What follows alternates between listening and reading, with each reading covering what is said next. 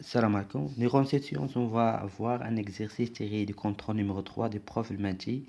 Donc, je vais vous mettre le lien de ce devoir-là. Essayez de répondre au maximum des questions. Donc, on va voir des questions intéressantes. Par exemple, comment après avoir montré ça, je vais poser x quoi? Donc, pour en déduire ça. Donc, ça, c'est une question très très importante. Il faut savoir remplacer x par quoi pour pouvoir trouver cette limite. Donc, en ce qui concerne les questions évidentes, donc je vais passer rapidement. Par exemple, limite quand x tend vers 0 plus a, alors soit un entier non nul, donc limite quand x tend vers 0 plus de fn de x. Donc, cette quantité, ça va tendre vers 0. Donc, et on sait que limite de ln de x quand x tend vers 0 plus, ça nous donne moins l'infini. Fois le moins, donc ça va nous donner plus l'infini. Donc, limite fait 0 plus nous donne plus l'infini. Donc, maintenant, limite quand x tend vers plus l'infini, donc cette quantité, elle tend vers 0. Donc, il va nous donner moins l'infini. Cette limite, c'est moins l'infini. Ici, on a trouvé que c'est plus l'infini.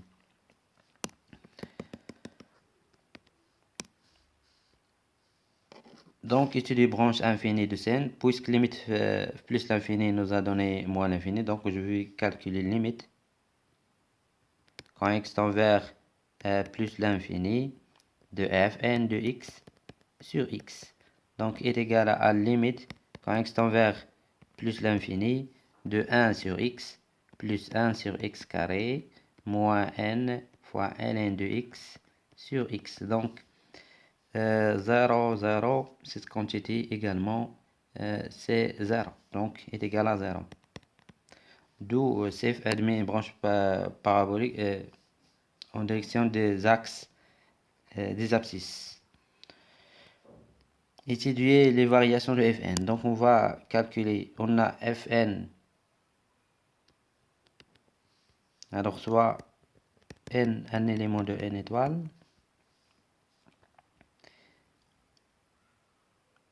et x un élément de l'intervalle 0 plus l'infini. Donc Fn est dérivable sur cet intervalle-là et on a quel que soit x de cet intervalle-là, on a fn' de x est égal à, donc on va dériver, ça va nous donner moins 1 sur x carré, moins n sur x. Donc est égal à moins x carré, donc ici ça va être 1 plus nx. Donc cette quantité est strictement négative, d'où fn donc est strictement décroissante. Donc, le tableau de variation serait comme suit.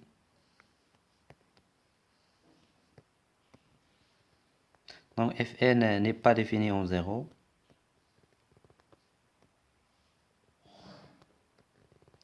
Donc Fn',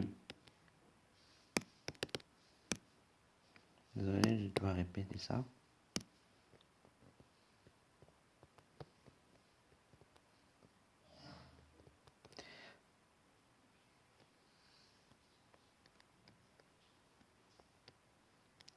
Fn' donc est négatif, d'où Fn est strictement décroissante. Limite fait 0 plus, on a trouvé que c'est plus l'infini. Limite fait plus l'infini, c'est moins l'infini. Montrer que l'équation fn de x est égale à 0 admet une unique solution alpha n et que alpha n strictement supérieur à 1. Donc on va utiliser la bijection. On a fn est continu sur l'intervalle 0 plus l'infini. Fn est strictement décroissante sur cet intervalle-là. Donc Fn réalise une bijection de Fn de cet intervalle-là, vers l'image de cet intervalle-là qui est moins l'infini plus l'infini. Et comme 0 appartient à l'ensemble d'arrivée, on a ici 0, donc il existe un unique alpha n qui appartient à l'intervalle 0 plus l'infini, tel que Fn de alpha n est l'ensemble d'arrivée. Donc il existe un unique. parce que fn est bijectif sur cet intervalle-là, 0 plus l'infini. Donc, et que fn de alpha n est strictement supérieur à 1. Donc, on va calculer, on a fn de alpha n est égal à 0. On va calculer maintenant fn de 1. Fn de 1 est égal à 1 sur plus 1, c'est 2, moins 0, donc c'est 2. Donc, fn de 1 est strictement supérieur à fn de alpha n. Et on a fn est décroissante, strictement décroissante, d'où 1 est strictement inférieur à alpha n. Donc, alpha n strictement supérieur à 1. Comparer fn de x et fn plus 1 de x, puis déduire la monotone de la suite 1. On a déjà dit ça, la suite implicite, même mettre le bouche de la question, il faut que tu la fasses pour en déduire la monotone de alpha n. On a alors 3b,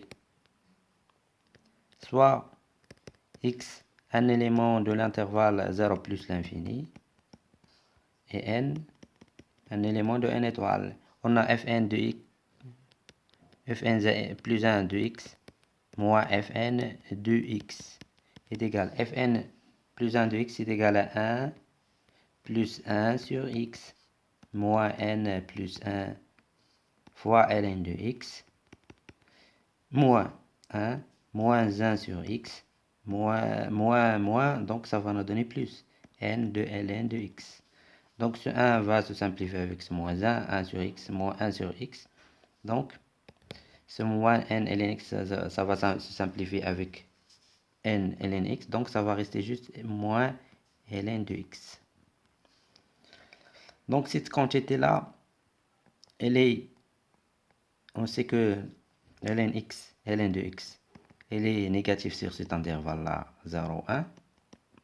Il est positif sur l'intervalle 1 plus l'infini. Donc c'est d'où fn plus 1, alors c'est x.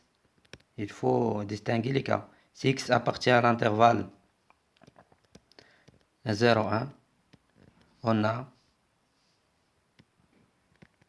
fn plus 1 moins 1 de x, moins fn de x, donc supérieur ou égal à 0, parce que c'est une quantité positive sur cet intervalle-là. Ici, c'est-à-dire, donc on peut faire venir celui-ci ici, donc fn de x. Si x appartient à l'intervalle maintenant ouvert 1 plus l'infini, on a fn plus 1 de x, donc cette quantité va être négative, donc moins fn de x strictement inférieur à 0, c'est-à-dire fn plus 1 de x strictement inférieur à fn de x. Pourquoi nous, on a alpha n, il appartient à l'intervalle 1 plus l'infini. Donc on va utiliser ça, ce résultat. L'autre ne va pas nous concerner. On va mentionner ça.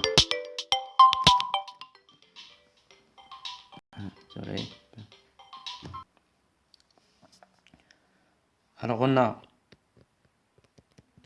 quel que soit x qui appartient à l'intervalle 1 plus l'infini, on a fn plus 1 de x inférieur à fn de x. Donc c'est ça, je pense, le résultat. Oui, c'est ça. Et comme alpha n appartient à l'intervalle 1 plus l'infini, on a fn plus 1 de alpha n, donc strictement inférieur à fn de alpha n. Donc ça, fn de alpha n est égal à 0, on le sait. Donc je peux le remplacer par est égal à fn plus 1 de alpha n plus 1. Donc c'est une suite. On a déjà vu les suites implicites. C'est fn de alpha n est égal à 0. Fn plus 1 de alpha n plus 1 est égal à 0. Et ainsi de suite. Donc d'où fn plus 1 de alpha n strictement inférieur à fn plus 1 de alpha n plus 1. Et comme Fn est strictement décroissante, donc c'est-à-dire ce qui implique que alpha n est strictement supérieur à alpha n plus 1. D'où alpha n pour toute n de n étoiles donc est strictement décroissante. On a démontré que alpha n est décroissante.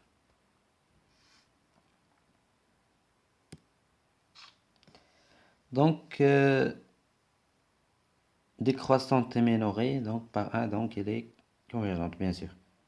Mais nous donnons juste la monotonie de la suite. Vérifiez que quel que soit n de n étoile, on a ln de alpha n est égal à 1 plus alpha n sur n fois alpha n. 4a. Alors soit n un élément de n étoile, on a Fn de alpha n est égal à 0, signifie que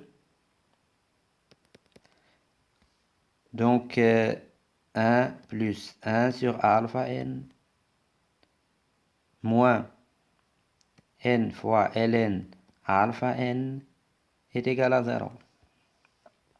C'est-à-dire n fois ln alpha n est égal à 1 plus 1 sur alpha n. Donc je fais passer ce n par l'autre côté, donc est égal à alpha n plus 1 sur n fois alpha n. Donc d'où le résultat demandé. Montrer qu'il existe un C qui appartient à un intervalle ouvert 1 alpha n tel que ln alpha n est égal à alpha n moins 1 sur C. On déduire donc 4b. Alors soit n un élément de n étoile. Donc à votre avis, ici il est clair qu'on va appliquer le théorème des accroissements finis à la fonction ln. Donc l'intervalle il est déjà donné, c'est 1 alpha n. Donc on a, alors on considère donc la fonction définie par, donc on va donc h de x qui est égal à ln de x. Donc on a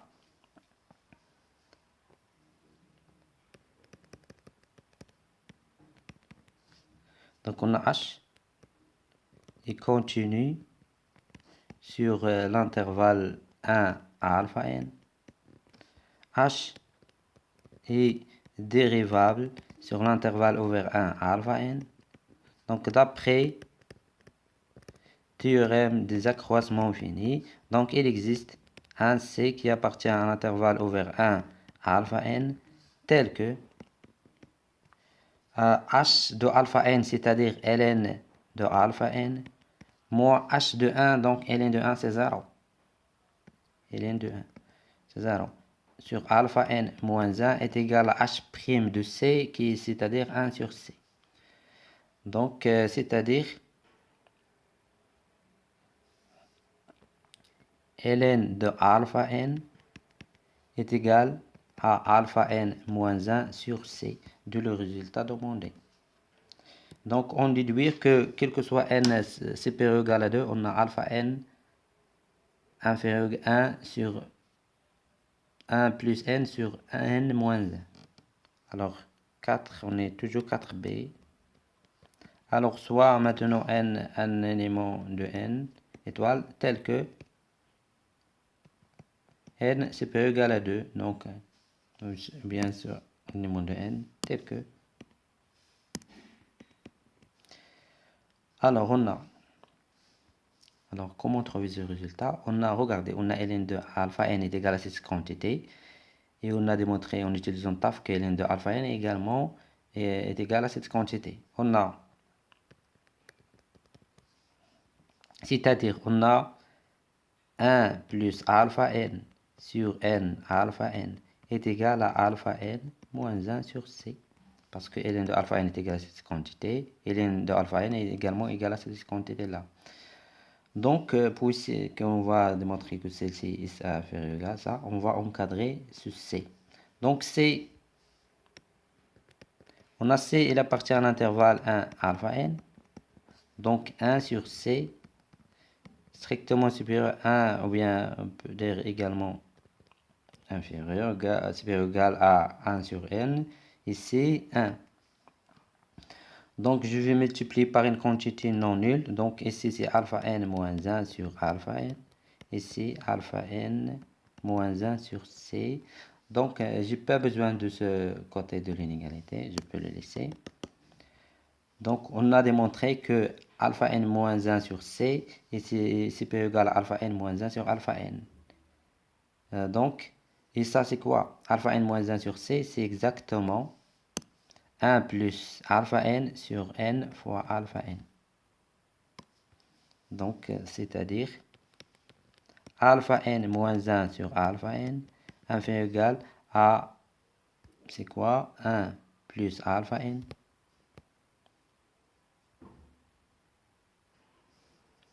1 plus alpha n sur n fois alpha n. Donc, je simplifie par cette quantité non nulle. Alpha n, alpha n. Donc,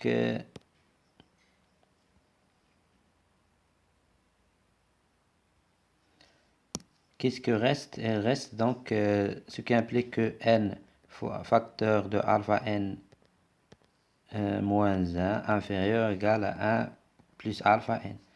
Donc, ce qui implique que alpha n, je factorise par alpha n, donc facteur de n moins 1 inférieur ou égal à 1, je fais venir ce n à ce côté-là. Donc, ce qui simplifie que alpha n inférieur ou égal à 1 plus n sur n moins 1 de le résultat demandé. On a démontré ça. Donc, déterminer les limites de alpha n. Donc, on a alpha n, il appartient à l'intervalle 1, donc, et c'est supérieur à 1. On a dit que c'est supérieur à 1, il appartient à cet intervalle-là. Donc, et on a donc alpha n inférieur ou égal à 1 plus n sur n moins 1. Donc, on a supérieur à 1.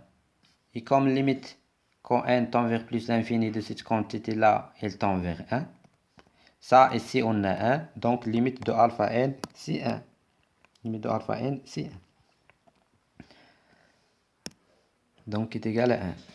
On a utilisé juste l'encadrement. Celle-là, elle donne 1. Alpha n supérieur à 1. Donc, quand j'introduis la limite, je peux écrire inférieur, supérieur égal également. Je peux ajouter égal ou égal. Montrer que quel que soit x supérieur strictement supérieur à 0, on a x sur 1 plus x inférieur égal à ln 1 plus x inférieur égal à x. Donc, il est clair qu'ici, on va appliquer le théorème des accroissements finis sur l'intervalle. Donc, puisqu'on n'a pas ln d'autre chose, donc on va appliquer sur 1 sur x 1. Parce que ln de 1, c'est 0, il s'annule. Donc, il faut savoir choisir l'intervalle sur lequel appliquer le théorème des accroissements finis. Alors, on considère la fonction définie par. Donc, on va l'appeler, la première fonction l'appeler h, donc g de x. Et donc, on va l'appliquer également sur h, c'est ça même. H de x est égal à 1 est égal à ln de x. Donc, toujours.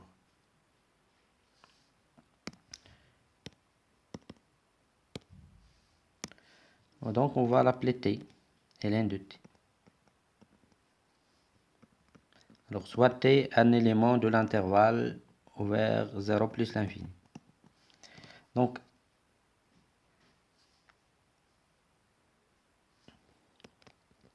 soit x, donc plutôt soit x un élément de l'intervalle ouvert 0 plus l'infini. Parce que Je vais l'appliquer sur l'intervalle 1, x plus 1.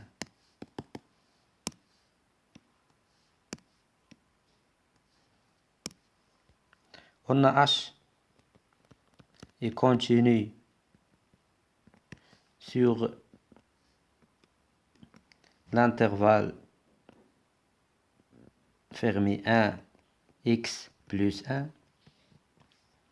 H est dérivable sur l'intervalle ouvert 1, x plus 1. Donc, d'après théorème des accroissements finis, donc il existe un C qui appartient, ou bien on va lui donner un autre nom. On va l'appeler par exemple un Y qui appartient à l'intervalle là, ouvert 1, x plus 1, tel que. Donc, ln de x plus 1 moins ln de 1 sur x plus 1 moins x est égal à 1 sur c, ou bien 1 sur y. 1 sur y. Donc, c'est-à-dire que ln de x plus 1 est égal à x sur y. Donc, on va faire l'encadrement de ça. On a y appartient à l'intervalle 1, x plus 1. Donc, 1 sur y est supérieur à, on a donc 1 sur x plus 1 inférieur à 1. Donc, je multiplie par une quantité non nulle, c'est-à-dire x sur x plus 1 fait égal à x sur y fait égal à x. Donc, c'est-à-dire x sur y, d'après le théorème des accroissements finis, n'est rien d'autre que ln de x plus y. Donc, c'est-à-dire ln d'x plus 1 est supérieur ou égal à cette quantité-là, inférieur ou égal à x, d'où le résultat demandé. Donc, en déduire, voici question importante. Comment déduire limite de quand n tend vers plus l'infini de n fois alpha n moins 1, qui est égal à 2. Donc, en utilisant le résultat précédent. Question 5. Ah. Alors, on va poser x quoi, à votre avis? Regardez, on a démontré que ln de alpha n est égal à ça. Donc, on va poser x est égal à alpha n moins 1. دونك قد تحاولوا تخدموا ماكسيموم ديال لي كيستيون كيكونوا فيهم ديدوي. دونك هادو هما اللي كيعلموك دقة الملاحظة و توجور كيكونوا في ليكزام. دونك 5 بي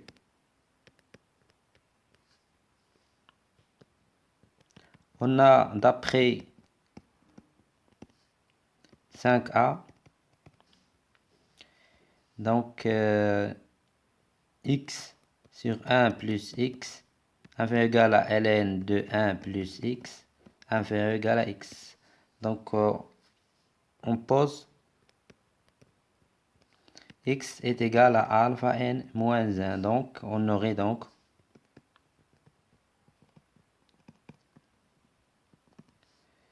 alpha n moins 1 sur alpha n inférieur égal à ln de alpha n inférieur égal à alpha n moins 1. x alpha n.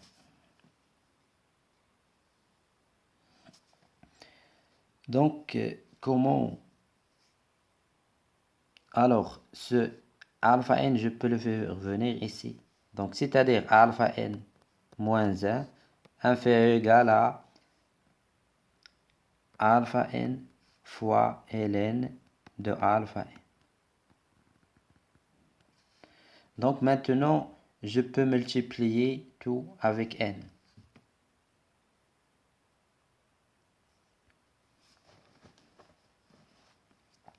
Donc, oui, alpha. Donc, d'où, qu'est-ce que j'ai? Non, si je multiplie, donc je laisse ça, je multiplie pas maintenant. Donc maintenant, je laisse ça. Donc alpha n moins 1 inférieur égal à cette quantité-là. Donc il est inférieur à alpha n fois ln alpha n, d'après ça. Et on a, il est supérieur à quoi? Alpha n moins 1, il est supérieur à ln alpha n. ln alpha n. Donc j'ai fait un encadrement de alpha n moins 1. Donc en utilisant ça. Donc maintenant je multiplie par n, une quantité non nulle, positive, soit n, un élément de n étoile.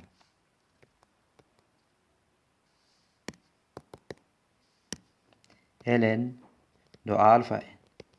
Ici, n fois alpha n moins 1. Ici, n fois alpha n, ln alpha n. Donc, pour savoir la limite de n fois alpha n moins 1, donc il suffit de calculer cette limite et cette limite. Donc, on va calculer par exemple celle-là, bien celle-là. Mais regardez, ln alpha n est égal à quoi? ln de alpha n est égal à 1 plus alpha n sur n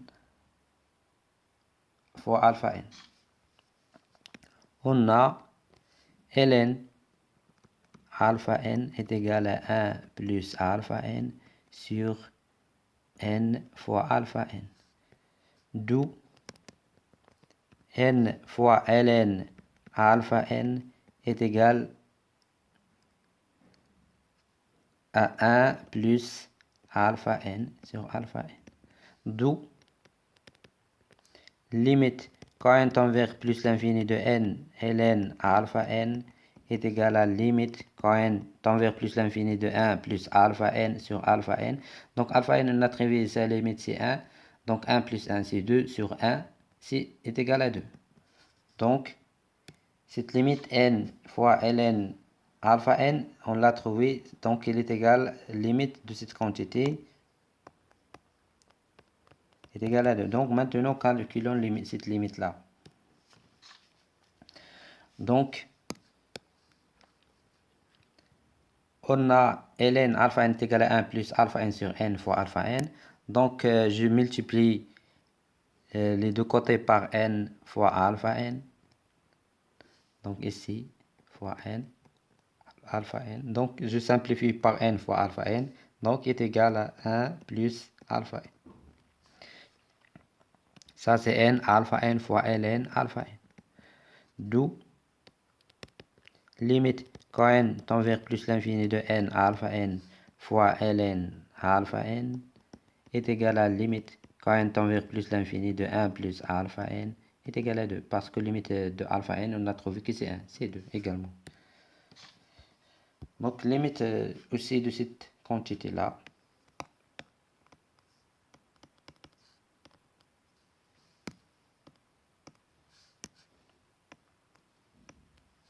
Donc limite quand n tend vers plus l'infini de cette quantité-là, on a déjà trouvé que c'est 2. Donc d'où limite quand n tend vers plus l'infini de ce qui est au milieu de n fois alpha n moins 1 est égal à 2. Donc merci pour votre attention, à la prochaine.